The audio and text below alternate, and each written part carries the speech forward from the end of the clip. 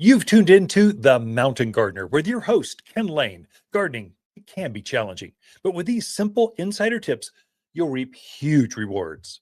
Now, let's tune into today's Mountain Gardener with Ken and Lisa. And we are back with Lisa Watters-Lain, and she has brought in a studio full of bloomers. Smells good in here. Welcome back, Lisa. Thank you. You've been playing with the flowers, I see. So it is definitely that time of year when almost everything's in bloom that's going to bloom. So we have a stunning selection of annual flowers that are blooming. So one season now through a hard frost, October, November. But we also have a lot of great perennials in that will give you a full season of color as well. I like to mix them so that I get some perennials that I know are going to come back, but I like to throw some other color in there that maybe you can't find in a perennial. So I'll throw some annual color in there. So I think it's fun to mix. And it's certainly easy to do in the ground or in containers, however you want to do it. I did a tune-up on our drip irrigation, front and back. So, and the container gardens are all self-watered. That is, we got a drip system that waters everything for us. And so it kind of had some broken heads. A valve wire had rusted off, or the nut just needed to be just tweaked, needs tuned up. You need to tune up your irrigation like you do a car. And so I went through it. So you are good to go. I know. It's like the irrigation is going. I might have them off, but you just open them right up and they'll start watering your flowers like now. So have fun. Now I just need time. Yeah, well, June is coming for garden center owners. That's right. It's almost past Mother's Day. Yes. We get time to. The peak is here. Right. The team is really coming along. They're starting to, they're enjoying. So we're teaching them how retail. And so they're going, hey, that boss, this is great. This is fun. Oh my gosh. Yeah. How about this one? Let's put this together. Look, they look great. So they're enjoying the whole design thing with flowers. Good. So the first flower I brought in is actually an annual. So it's one season. This is a Sunbelievable sunflower.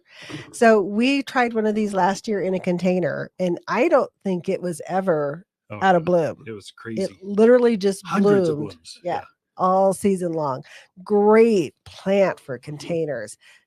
Great plant for sun spots where you've got that heat or that's full sun going.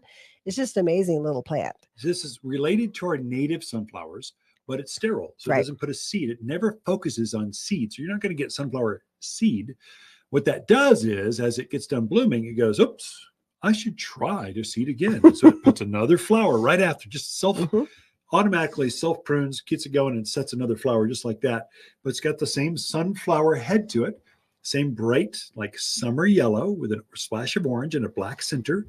And literally this plant just came off the truck and it has over a dozen flowers already. It got about knee high, about knee wide. Yeah. And as it gets knee bigger, wide. It just goes even more. It does. Flowers. I noticed full sun. I think this year we're going to take one and it needs more sun because we had in the backyard where it got mostly sun.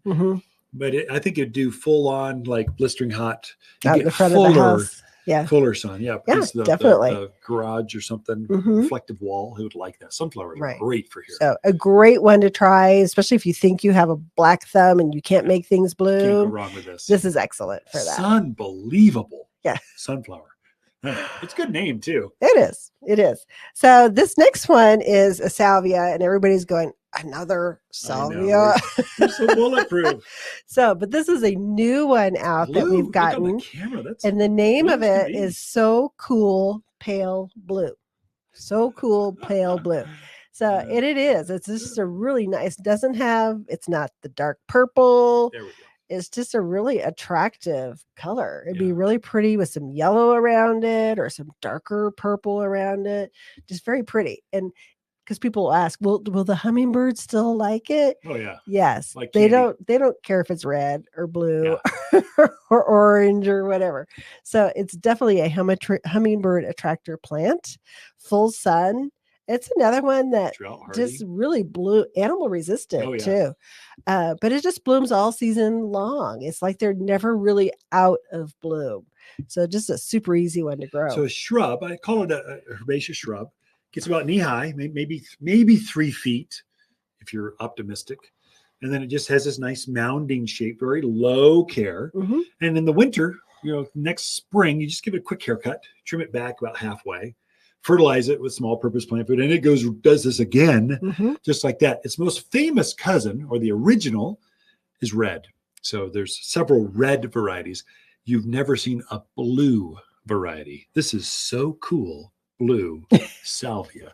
Yes. That's the new name. So it's a brand new variety. You're only going to find this at your local garden center. Like, we're the only one that has this in the central area here. Right. It's just so unusual. We actually had it special grown. Yep. So it's you won't find it everywhere. This is where it pays to be watching the blog, video person, the podcast on Spotify or Apple, because they do the video piece. You can watch it and listen to it. That is true.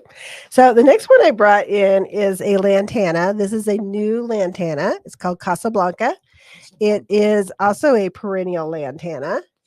So they're coming up with some lantanas that will winter over in our area. Truly amazing. So they want a nice warm spot, especially in the wintertime. So it'll go dormant, but we want it in a radiant heat spot where it's getting some good heat around it in the wintertime.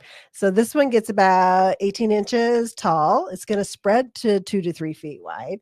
So it'd be great for those perennial beds, great in containers, really nice kind of orangey, peachy yellow color to it. Yeah. So this is the newest edition. There's also Miss Huff and Marianne that are also perennial lantanas. But We're this trying is to find cool. more varieties of lantana because they just love the heat. They're do. famous down in Phoenix. Yeah. There's so many varieties down there. Most of them are annuals. That is, they're going to die out in the winter. Up here, these do not. These actually will winter over for you. Many times they reset like a perennial. They'll rest underground. You prune them back. They come back with vigor next spring from the roots. Right. So lantanas are great. If you've got a brutal hot spot, you're up on that ridge line, wind and sun, lantana is your friend. That's true. It is very animal resistant as well. It has kind of a rough sandpaper leaf and kind of an odor to it that animals don't care for.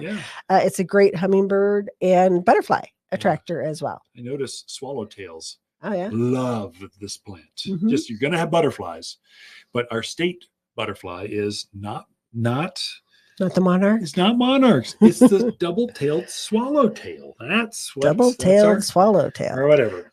No, I didn't know. I didn't know. Next one is foxglove. So, or digitalis. This one's huge. You can't get all of it in the picture. This is such a cool plant. It's not a new plant, but it's a really cool plant, especially for those shady areas, up under a porch, on a deck, where it's just getting not much light, maybe some morning sun, afternoon sun. But boy, does it just bloom, these long lasting blooms that are just spectacular. Is it a lightsaber? A real tall plant. Yeah, it's kind of like a flower lightsaber. It's so tall. It's probably standing 2-3 feet tall already with, I don't know, 50 flowers on it in this purple pink flower color.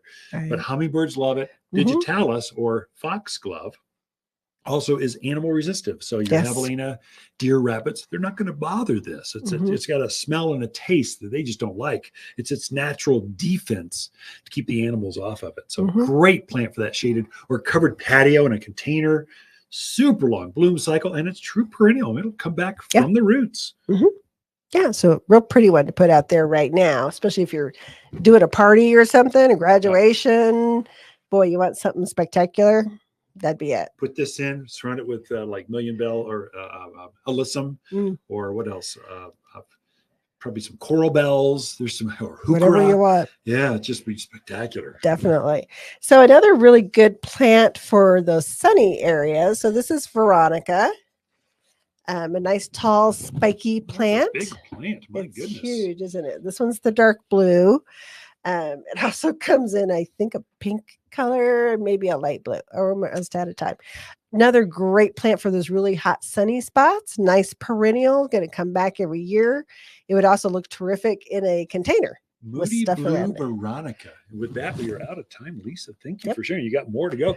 Come see all the perennials or summer beautiful flowers right here at Watters Garden Center. Watters' companion plants in May are Vining akebia, Indian hawthorn, Prescott sunshine geraniums, and purple robe locusts. Incredible long clusters of purple flowers in May that look just like wisteria flowers hanging from this local bloomer. The 8-inch fragrant flowers cover the tree profusely. Super hardy and drought tolerant with a brisk growth rate of 2 feet in 1 year. It's just the perfect backyard shade tree. You'll find the shadiest trees here at Watters Garden Center, 1815 Iron Springs Road in Preston. For a more fruitful garden, increased success in the landscape that just feels better, then tune in daily to the Mountain Gardener podcast. Subscribe through your favorite podcast streamer or visit wattersgardencenter.com. Better yet, visit me directly right here at Watters Garden Center. Thanks for tuning in.